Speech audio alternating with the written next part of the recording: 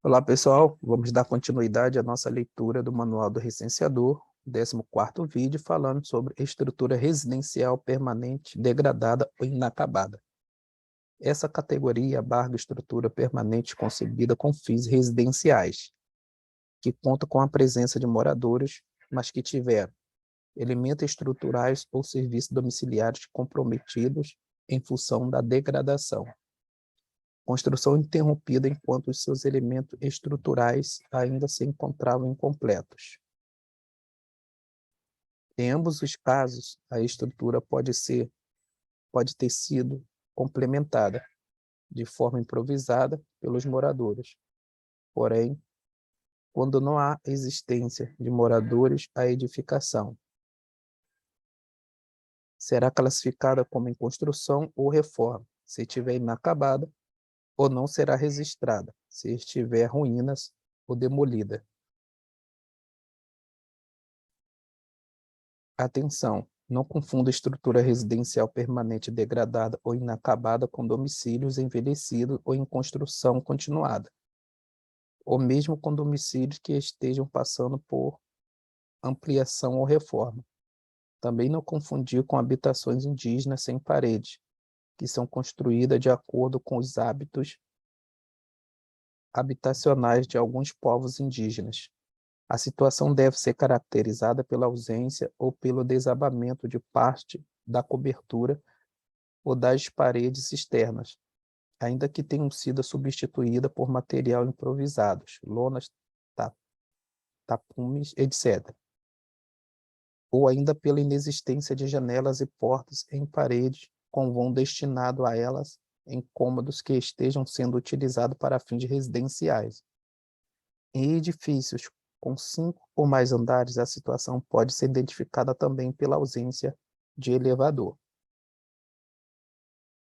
Habitação indígena sem parede ou maloca. As habitações indígenas apresentam tamanhos diversos e podem ser simples e sem paredes, com um ou mais cômodos, ou mais complexas, abrigando uma ou várias construções, como uma cozinha no fundo, por exemplo.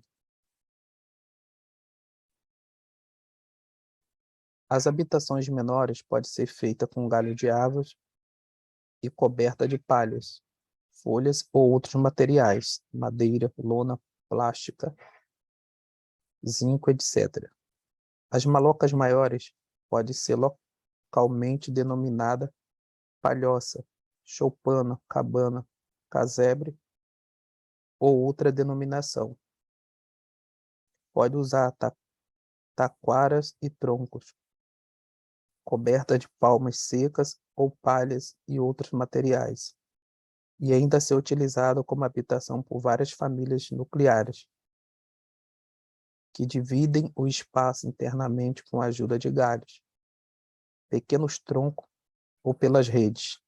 Assim, pode-se muitas vezes definir o número dos núcleos familiares pela quantidade de pontos de fogo no interior da maloca. Caso a habitação indígena não seja uma maloca e tenha parede, selecione uma das opções apresentadas acima, casa, apartamento, etc., de acordo com as suas características.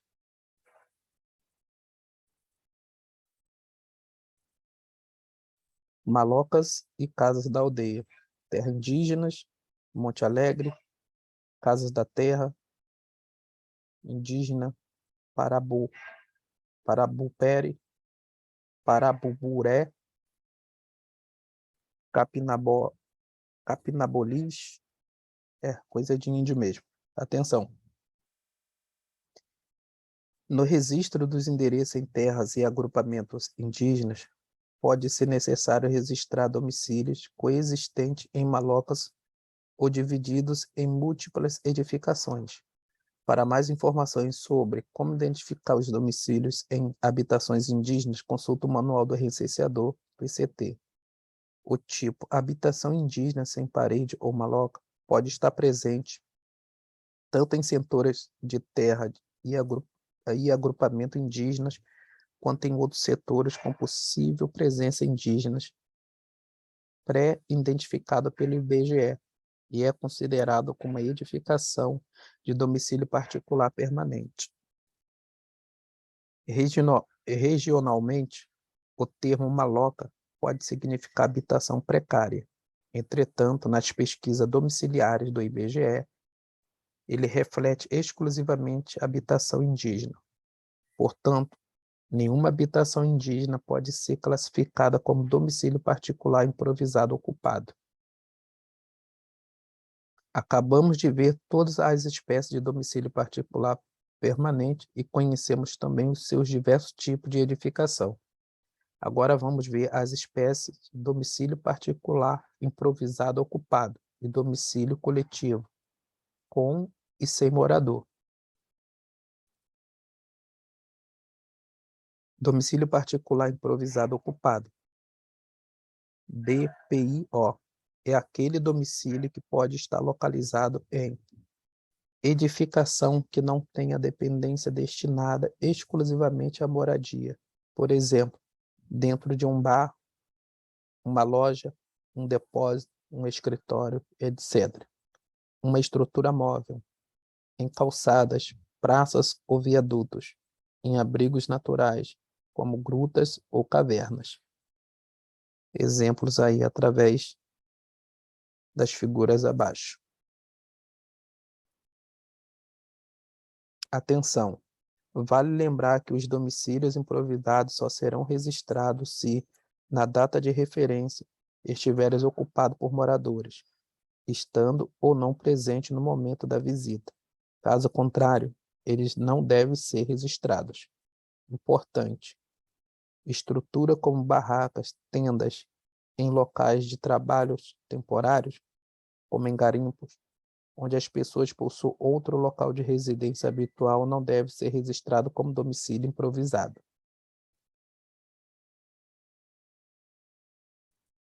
Categoria dos domicílios particulares improvisados ocupados.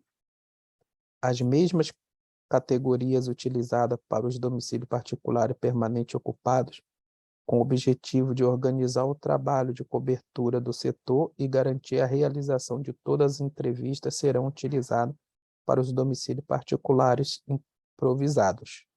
improvisados.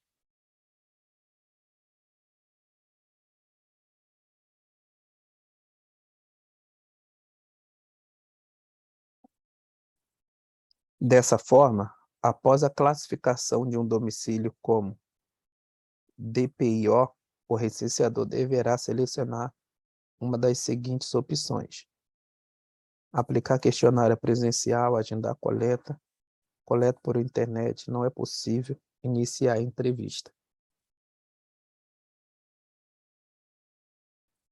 Atenção! Caso não seja possível realizar a entrevista, faça o registro do DPIO no cadastro de endereço, selecionando a opção agendamento, ou não foi possível realizar a entrevista com a justificativa ausência ou recusa, conforme a situação, para que possa retornar a este domicílio até que consiga realizá-la.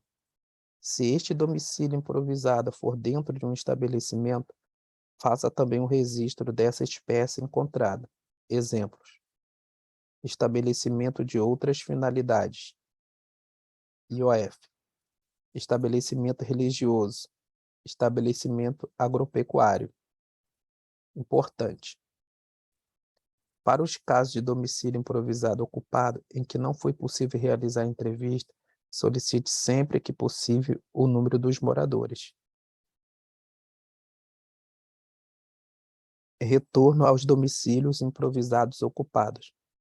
O retorno aos domicílios improvisados ocupados deve acontecer da mesma forma que no DPPO, obrigatoriamente nos seguintes casos: questionário web solicitado pelo morador, mas não finalizado. Questionário pendente. Agendamento, morador ausente. Após selecionada a espécie e domicílio particular improvisado ocupado, você também deverá selecionar o tipo de edificação do domicílio improvisado. Tipo de edificação do domicílio particular improvisado ocupado: tenda ou barraca de lona, plástica ou tecido, abrigo feito de lona, nylon ou materiais similares, de construção leve e facilmente removível, como, por exemplo, os utilizados em acampamento de sem terras, cigano, etc.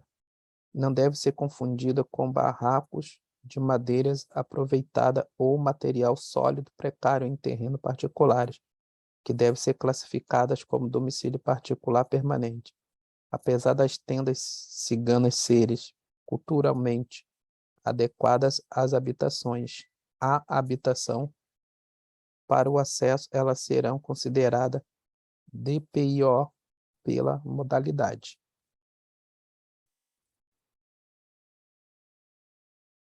Estrutura improvisada em logradouro público, exceto tenda ou barraca de lona ou tecido. Essa categoria abarca construções de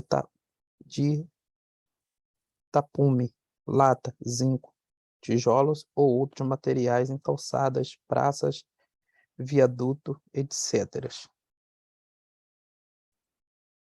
Dentro do estabelecimento em funcionamento, espaço não destinado à moradia ou simplesmente uma acomodação, cama, colchão ou saco de dormir, dentro de um estabelecimento. Estrutura não residencial permanente degradada ou inacabada, aplicada às estruturas industriais ou comerciais abandonadas ou inacabadas que estejam servindo como moradia sem a devida adaptação. Inclui fábricas, galpões, prédios de escritório, etc. Veículos, carros, caminhões, ônibus, trailers e barcos. Outros, abrigos naturais e outras estruturas improvisadas.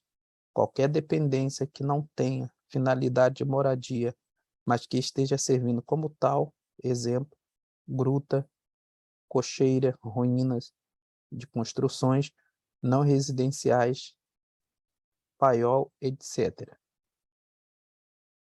Atenção, não confundir estrutura não residencial permanente degradada ou inacabada, que é considerada DPIO, com estrutura residencial permanente degradada ou inacabada, que é considerada DPP. Atenção, quando os moradores residem em cômodo exclusivamente destinado à moradia, localizado aos fundos ou acima de estabelecimentos comerciais em funcionamento, deve-se classificar como domicílio particular permanente. A classificação de domicílio improvisado dentro de estabelecimento comercial deve ser aplicada apenas quando os moradores residem em cômodos utilizados pelo próprio estabelecimento, como, por exemplo, nos casos de pessoas residindo em depósitos de loja, cozinhas, de bar e etc. Domicílio coletivo é uma instituição ou estabelecimento onde a relação entre as pessoas que nele se encontravam, moradoras ou não, na data de referência, era restrita às normas de subordinação administrativa. Pode ser classificada como com ou sem morador. Os domicílios coletivos podem, portanto, ser classificados em duas espécies distintas: domicílio coletivo com morador, DCCM, domicílio coletivo sem morador, DCSM. Exemplo na figura de um domicílio coletivo.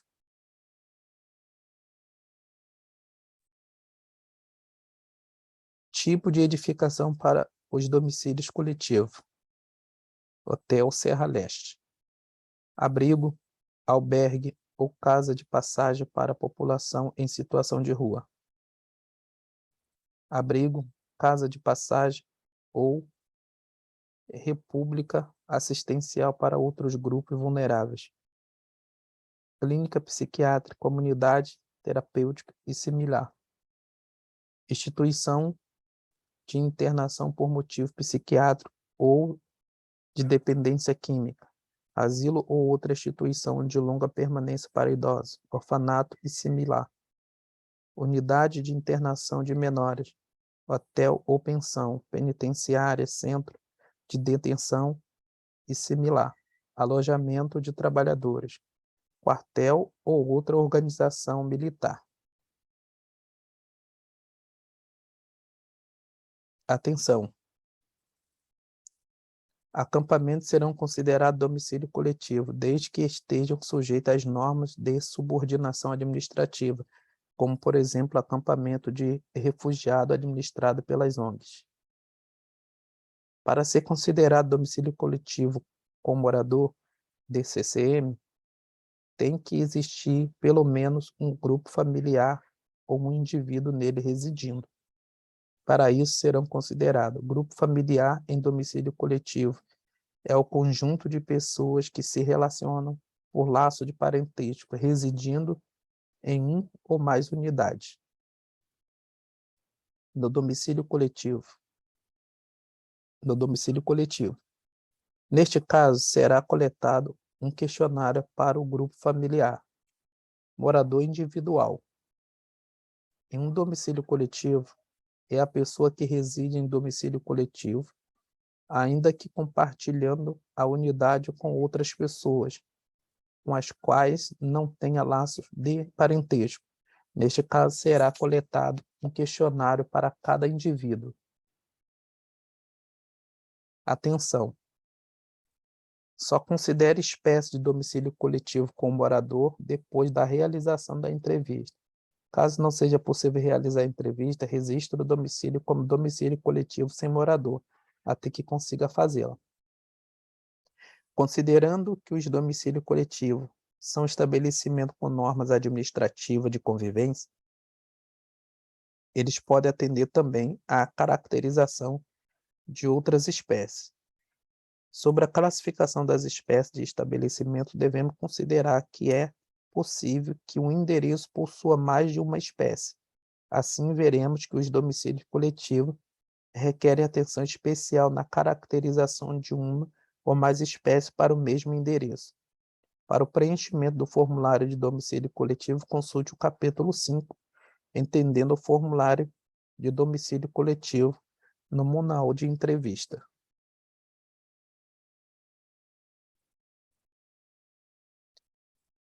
Bom, pessoal, vamos ficando por aqui. No próximo vídeo, nós iremos falar sobre o estabelecimento. Até lá!